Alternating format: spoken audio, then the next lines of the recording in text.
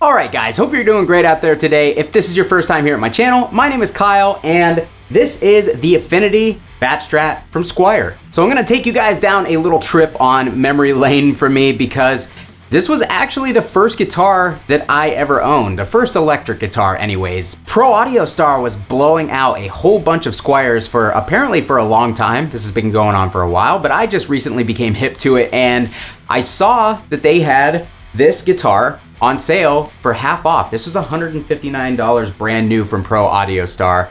And I figured, you know what? It would be kind of fun to see how good these Affinity Squiers have become in the 20 years since I owned mine. So I went ahead and bought this guitar and it showed up yesterday. I took it out, I gave it a little bit of a neck adjustment, I tuned it up, and now we are going to just do a quick and dirty review of this thing. And I gotta say, right off the bat, I am incredibly impressed with this guitar. This thing feels much better than I remember my original Squier Fat Strat feeling. I remember the frets on that being really sharp, the fingerboard edges being really sharp on that guitar. On this guitar, they feel really nice and smooth. Just the joint where the fretboard sits on the neck feels incredibly smooth. I remember mine having a little bit of a divot or, you know, an edge to it where you could actually feel where the rosewood fingerboard met the maple neck. And overall, it just was not the most comfortable guitar to play. And on top of that, I had no idea how to set up or maintain my own guitars at the time. So the longer I owned the guitar, the worse it got. And yeah, the neck and the fretwork, which is usually one of the first things you're gonna notice on a cheap guitar, on this guitar feel very impressive. Like I'm very impressed because they're very impressive. Let's take a look at the specs. This comes with a poplar body. I don't remember what the body would have been on in mine back in 2002, but The guitar is pretty light, but it's well balanced. And this one even has a flame maple veneer, which I find really, really cool. I don't remember Squier putting flame maple veneers on any of their guitars back then when I was looking for them, but this one kind of has that, it's kind of a clown burst, honestly. It looked cool in the pictures, but now that I have it here in front of me, the flame is subtle and the burst is really intense, so I may let this sit out in the sun over the summer for a few days and kind of just yellow everything out a little bit, and maybe it'll look a little bit more mellow. We've got the white pickguard, we've got our volume, tone, and tone controls. We've got a 5-way selector switch, and then for the pickups, as stated, we've got a humbucker, a single coil, and a single coil. The pickguard is a 3-ply white pickguard, which is nice because on cheaper guitars, sometimes they're just a 1-ply and they look a little cheaper, but this one looks decent. This guitar, of course, does come with a tremolo, and I do not know where the wiggle stick is, so this review is going to be sans wiggle stick, but that's okay because I don't really know what to do with those anyways. Moving up to the neck, we have a maple neck with the skunk stripe down the back, and we've got a maple fretboard. Now, the front of the headstock on this actually is finished. It's not full satin, and then the back of the neck is, it's satin, but it's you can tell it's sealed. I just got a bullet Telecaster, which is not behind me, but that one is like really rough feeling satin. This is a nice, smooth, well sanded, well finished feeling satin. The fingerboard on here and the frets are what I find most impressive about this guitar because it is almost like a rolled fingerboard on the edges here. It does have a slight roll to it, and the fretboard for a brand new cheap guitar, the neck just feels really, really great in my hand, and that's what I think surprised me so much out of the box. There are no sharp fret ends on this thing whatsoever, so no fret sprout going on, nothing uncomfortable as far as playing this guitar. And like I said, that slightly rolled fretboard edge just makes for a really nice feeling neck out of the box. And then the frets are really smooth. I just got a $400 Mitchell guitar from Guitar Center, and this is $340, technically new, $339. I'll put a link down to Sweetwater and Zounds in the description of this video if you guys want to check this guitar out for yourself. Those are affiliate links. But the frets on that Mitchell were terrible. Like, they just had scratch to them. You could feel every little bend. It just felt like there was resistance. These feel nice and smooth, and they are basically polished to a mirror shine. This guitar is impressing me very, very much, especially because I paid $159 for it. But at that $339 price point, that's a pretty cheap entry-level guitar from a brand name like Squier. Of course, Squier is by Fender. So yeah, I mean, I'm pretty impressed. I'm not gonna lie, I'm pretty impressed. But yeah, rounding out the features on this guitar, we have a synthetic bone nut, which I can tell you that the strings have not been getting hung up in the nut at all. Once I stretch them out, the guitar seems to be staying in tune fairly well. And then we've got just some sealed generic machine tuners on here. The body looks to be roughly a 3-piece body. No surprise there at this price point. But on the front, that maple veneer is gonna hide that pretty well. So other than that, I think that that's pretty much all of the specs on this thing. Now, I'm not really a Strat guy. I don't own any more expensive Strats other than the Classic Vibe Strat that I just bought. You can check my unboxing video that I'll link down below in the description where I unboxed a bunch of Squiers, but I don't really have much of a frame of reference, so I'm just judging this guitar as somebody who picked up a Strat for the first time and is trying it out. So I'm not gonna be able to give you the minute details of how this is gonna compare to something like a Made in Mexico Fender, a Made in America Fender. Overall, it feels like a solid entry-level guitar. So with all that being said, let's go ahead and hear this guitar. I'm gonna take you through all the positions of the pickups on here. For the intro, I went ahead and played some riffs that I probably learned as soon as I picked up that first Squier Fat Strat all those years back. We were playing through the PV Invective mini head going into a PRS 2x12 cab that is made out of pine with vintage 30 speakers in it. We're gonna go ahead and go over to the clean channel and hear what these single coils can do.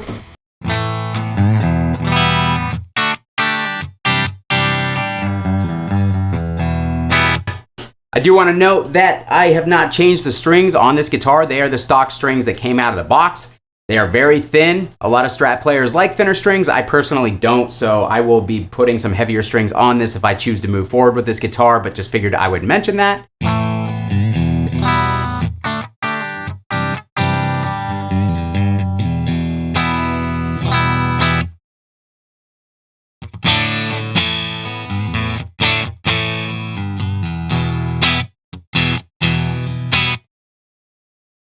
Fourth position, which should be the neck and the middle.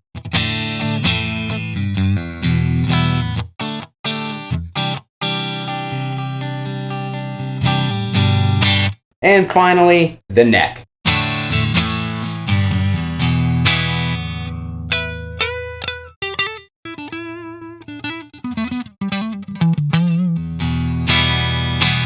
All right, so let's kick on an overdrive and get a little bit of a push into that clean channel.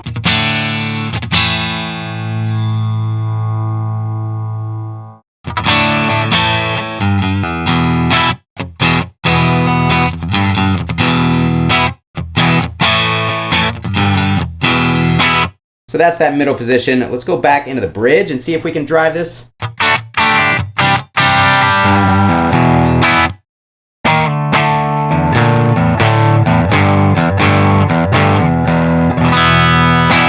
You can hear a little bit of microphonics from that bridge pickup. It's definitely feeding back a little bit, which makes me nervous if you are going to be playing this into a distorted amp. If you're a beginner, you're probably going to end up with a lot of feedback, so you're going to need to get a noise gate of some sort to negate that. Negate? Ha! But anyways, yeah, the tone overall, the guitar is a little bit thin, a little bit quacky on the top end, but also a little dull. It's not great sounding, but that's pretty much to be expected with the stock pickups on this. One of the first upgrades that you should do on these guitars, other than changing your strings, is probably look into some better pickups, because the electronics is where they really kind of skimp on the quality components on cheaper guitars. So if you put some nicer pickups in these, throw a set of better strings on, you're pretty much 75% of the way there to having a much better guitar already.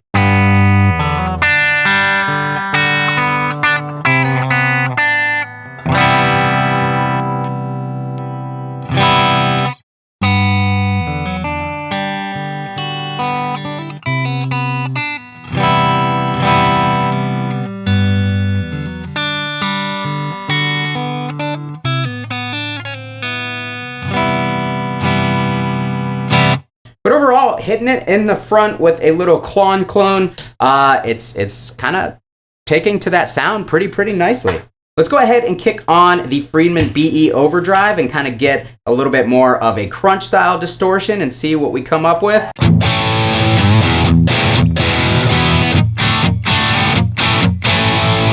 All right, guys, next we're gonna kick on the Nobles Overdrive.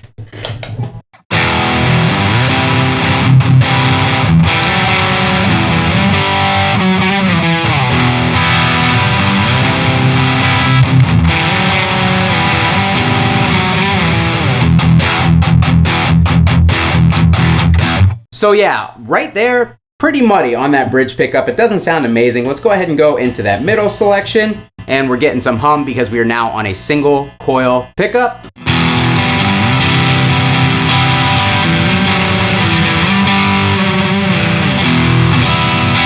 And finally on that neck pickup.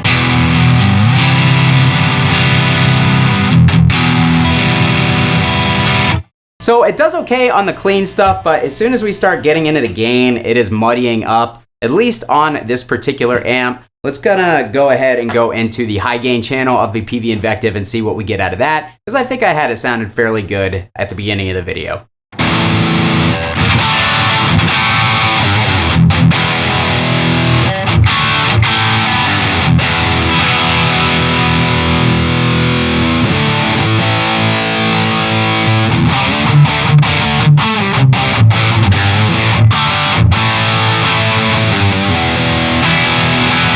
Honestly, this thing has a lot of really high, like top end frequencies. I'd be curious to see if these are 500K or 250K pots in here, because overall, even though there is a little bit of muddiness to the tone, the top end is just really bright. Let's roll the volume back on the bridge pickup a little bit and see what we can get out of it.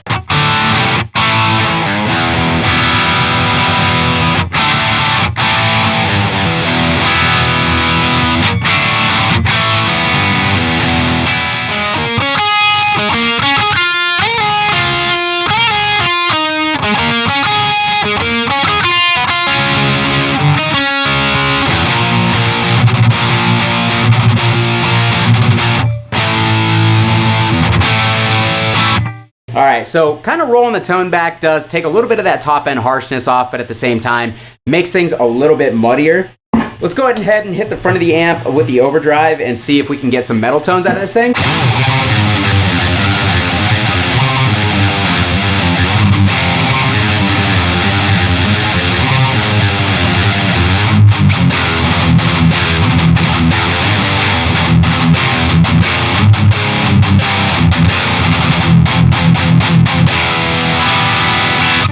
So yeah, it chugs. Let's get a little bit more mid-range on that and pull those highs.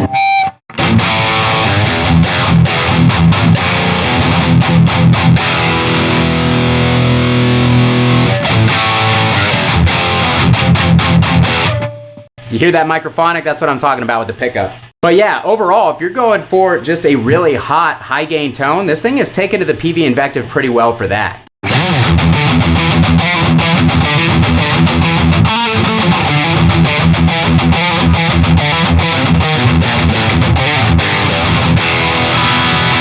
We're gonna dial the gain down a little bit. We're gonna use the volume. We're gonna play something a little bit more in the crunch territory.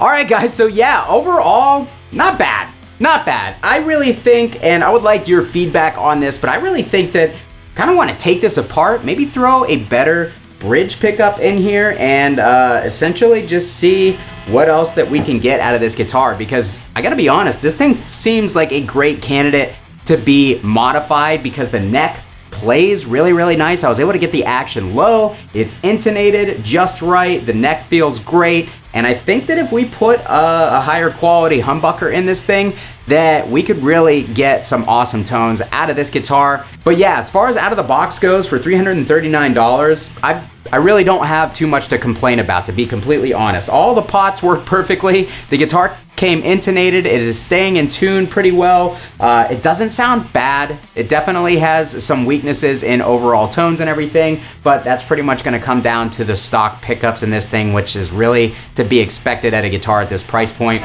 Probably want to change the tuners out for something that have a little bit less play and that are a little bit more precise, but as it is, man, not bad at all. But I want to hear from you guys. What do you think about this guitar? Is this a guitar that you would even consider for yourself as a mod platform? Or if you're a beginner, do you think that this is a good guitar to start out on? I personally think that it is, but if you're shopping for something for your first electric guitar, is this something that you're looking at? Because as good as I think that this is, I think that there are some better choices at this price point. But again, it's hard not to go wrong with a trusted and reliable brand like Squier, especially when they're cranking things out that are this nice on the lower end of the spectrum. So that's gonna do it for me today, guys. Thank you so much for tuning into this video. If you wanna support what it is that I do here, down in the description are all my affiliate links, including Sweetwater and Zounds. Anything you guys click on down there greatly helps me out and I really appreciate it. Or you can add your name to this list of incredible people and support the channel by joining my Patreon community. All of the money from the Patreon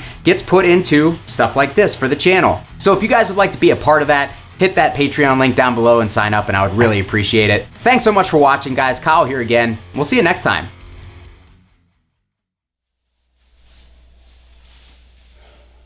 You know what this wall is missing? Another amp.